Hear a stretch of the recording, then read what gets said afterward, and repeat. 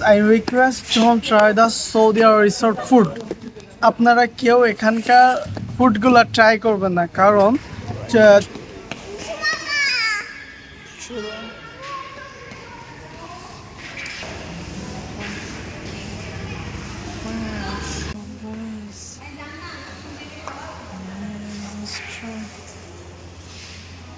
আসসালামু আলাইকুম, আশা করি সবাই ভালো আছেন। চৌধুরীপাড়ে হঠাৎ করে রাস্তার পাশে ছোট একটা রিসোর্ট দেখলাম, তো ভিতরে পরিবেশটা সৌন্দর্যটা দেখে চিন্তা করলাম যে এখানে একটু ব্রেক করে এদের রেস্টুরেন্ট সম্পর্কে একটু আপনাদেরকে জানাই। তো এদের রেস্টুরেন্টটা বেশ অনেক সুন্দর এবং পরিষ্কার পরিচ্ছন্ন, সাথে খুব ইউনিক আইডিয়া এবং কনসেপ্ট দিয়ে তৈরি হয়েছে এই রেস্টুরেন্ট, যেটার বিশেষত্ব হচ্ছে এই ওয়াটার। দেখেন, এটা নিচে বসে আপনি খাবার খাবেন, প্লাস এটা হচ্ছে পানি দুই সাইডে, মানে চারি সাইডে পানি, এবং আপনাদেরকে একটু ঘুরে ঘুরে দেখানোর চেষ্টা করতেছি রেস্তোরাঁ। তো এখানকার খাবার কেমন হবে আমি জানি না, কারণ এখানকার খাবার এখনো পর্যন্ত আমরা ট্রাই করিনি। জাস্ট পরিবেশটা অনেক সুন্দর, মনোমুগ্ধকর। আপনাদেরকে আমি সুন্দরভাবে এক্সপ্লোর করার চেষ্টা করব এদের খাবার, এই রেস্টুরেন্ট, এবং এত সুন্দর করে জাঁকজমক করে সৌদিয়া রেস্টুরেন্ট কেন হলো, কেন সৌদিয়া নাম দেওয়া হলো, এগুলো আজকে আপনাদেরকে জানানোর চেষ্টা করব। আসুন,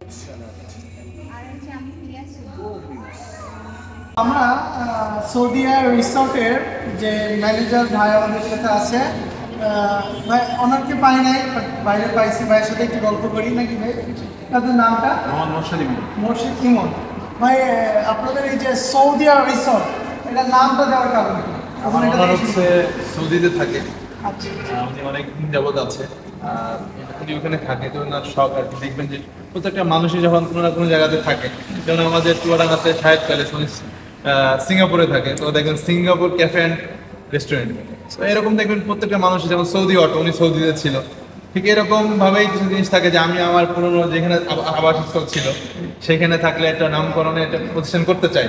ঠিক আমার ওনারা হয়তো বা এরকমই আর কি। সৌদি রিসোর্ট আমরা বেশিরভাগ সৌদি থাকে, ঠিক আছে, রেস্টুরেন্ট হলে ভাবছি ঠিক ছিল, রিসোর্ট দেওয়ার কারণটা কি? রিসোর্টের মধ্যে আপনি আমাদের উপরে হচ্ছে এডিশন থাকবে, যেটা হচ্ছে থাকার ব্যবস্থা, এরপরে পিছনে হচ্ছে সুইমিং পুল, পার্ক টাইপের, মসজিদ, সুপার শপ, এই কারণেই আর কি রিসোর্টের মধ্যে তো অনেক কিছুই থাকে।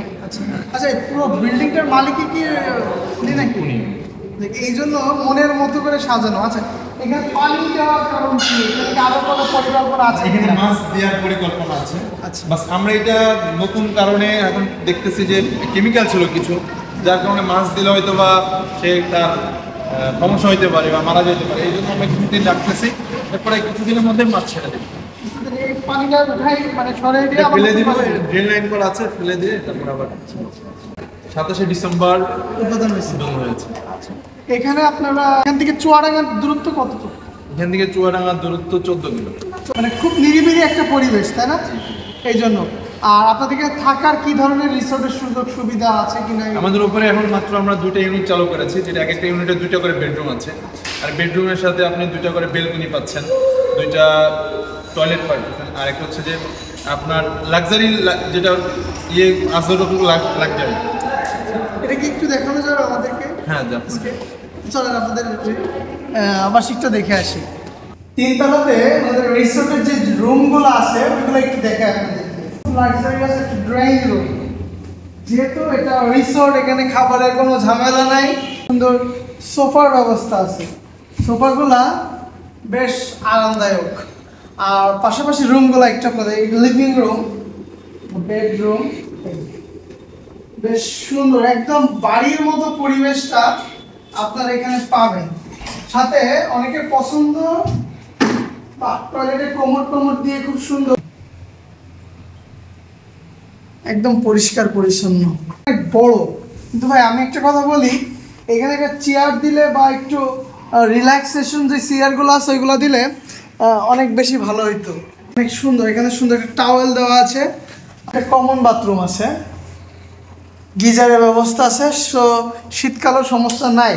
অনেক সুন্দর, নতুন কমফোর্ট আর শীতকালের জন্য, তো সব কিছু মিলে পরিবেশটা আমার খুব ভালো লেগেছে।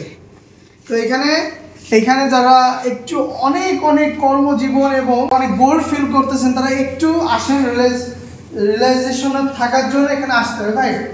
আশপাশে ঘোরার জন্য আরো কি ব্যবস্থা আছে এখানে?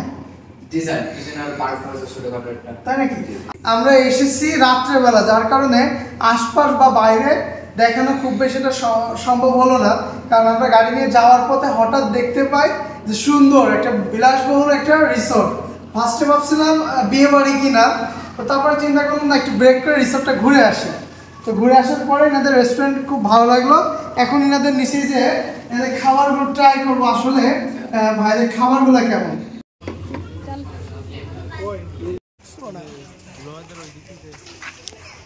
I request don't try the Saudi resort food. আপনারা কেউ এখানকার ফুডগুলো ট্রাই করবেন না, কারণ চুয়াডাঙ্গার এই ফুডগুলা প্রত্যেকটা খাবার 2000 টাকা দিলাম, যদি খাবারগুলো খেয়ে যদি দিতাম তাহলে মনে শান্তি লাগতো। কিন্তু এই সৌদি রিসোর্টের খাবার টোটালি ভালো লাগে নাই, একদমই টোটালি লস। জানা এদিকে রিভিউ দ্য ফুড। একটা খাবার আমরা ক্যাসিনেট সালাদ খেয়েছি, তারপরে মিল্কশেকটা মোটামুটি ভালো ছিল, মোটামুটি তাও গাড়ি এদিকে মিল্কশেকটা মোটামুটি ভালো ছিল। তারপরে চিকেন ফ্রাই বলেন, কোল্ড কফি বলেন, হট কফি বলেন, তারপরে স্পেশাল চাউমিন বলেন, কোনো খাবারই এখানে ভালো ছিল না।